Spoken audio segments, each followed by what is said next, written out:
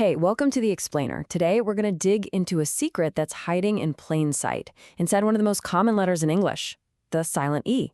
You see it everywhere, at the end of tons of words, but you probably don't know the real reason it's there. All right, let's just jump right in with a question that has probably bugged you at some point. Why doesn't have rhyme with save? I mean, look at them. They both end with a V. Logically, they should sound the same, but they don't. And this little puzzle, well, it's the key to everything we're about to figure out. So let's kick off our investigation with what I'm calling the magic E mystery.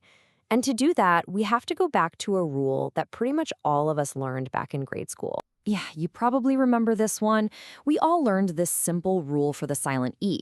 It was one of the first big spelling patterns we had to memorize, and for the most part, it seemed to work. Most of the time. This rule is all about how spelling should work in a perfect world. And you probably know it by its pretty cool name, the magic E. The rule is actually pretty straightforward. When you see a silent E at the end of a word, it usually means the vowel that comes right before the consonant gets a long sound. That just means the vowel says its own name, like the A in 8 or the I in ice. And you really do see this everywhere. You stick an E on the end of nap, and suddenly it's nape. Sit becomes sight. The short O in lob totally transforms into the long O of lobe. It's like the magic E literally hops over that consonant and just changes the whole sound of the word. It's a neat little story, isn't it? This heroic E just gives all its power away to the vowel before it, making it long and strong. Simple. Case closed. Or is it? Because this is where our mystery really starts to get interesting. As you've definitely noticed, the English language is just full of words that don't seem to play by the rules. So let's take a look at some of these troublemakers. So check out this sentence. It's from a real website. Give them to friends. They will love to have their own set. Seems totally normal, right? But if you look really closely, you'll start to see some rule breakers hiding right there in plain sight. So, looking at that sentence again, can you find them? Which words have that classic vowel, consonant, E pattern, but they're just completely ignoring the whole magic E rule? Okay, so on one side, you've got your model citizens, words like state and sail that follow the rule perfectly. But on the other side, you've got our rebels, give, love, and of course, our original problem word, have. The silent E is there, but the vowel sound stays short. So why? And this is really the heart of the whole mystery. That silent E is there, but it's not doing its magic job on the vowel. So what's going on? Is the rule just wrong?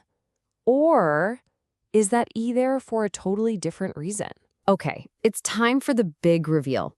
It turns out there's a whole other, much more powerful spelling rule happening here, one that, for some reason, most of us were just never taught in school. The answer to this whole mystery comes down to one single, simple fact that is going to change how you see hundreds of English words forever. 0.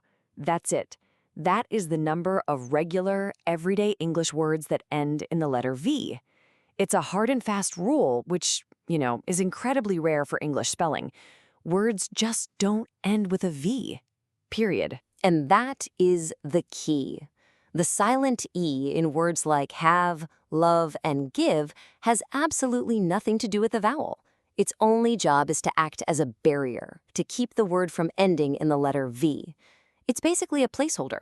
It's a guard. So if we look at our culprits again, that E is just there to prop up the V at the end. It's true for have, it's true for love, and it's true for give. The magic E rule isn't broken. It was never supposed to apply to these words in the first place. This shows us the truth. The silent E is a multitasker. It has more than one job. And what's really cool is that once you know the secret V rule, you can use it to unlock and easily read even bigger, more complicated-looking words. Just take the common ending "ive," like an active or expensive. It just means having a tendency for something. Now notice that the I has a short sound. Why is that E on the end? Well, you guessed it. It's because the suffix ends in V. So next time you see a long, kind of intimidating word, you can use this as a decoding tool. First, just find that IV at the end. Second, you instantly know the I is short thanks to our V rule. And third, you can just break up the rest of the word to sound it out. And all of a sudden, a word like expressive becomes a super simple expressive. Look at how powerful this is. An active person has a tendency to act. A constructive comment has a tendency to build things up. An impulsive choice comes from a tendency for impulse. The pattern is so consistent, and the whole thing just hinges on that little E doing its job of protecting the V. So when you get right down to it, the silent E isn't just about some cute magic trick. It's actually one of the hardest working letters in the entire English language. It's juggling at least two crucial jobs: changing vowel sounds and making sure no word is ever left hanging with a V at the end. And that really makes you wonder, doesn't it? What other secret rules and hidden jobs are just sitting there, hiding in the words we see and use every single day? Thanks for joining this explainer. Keep looking closely.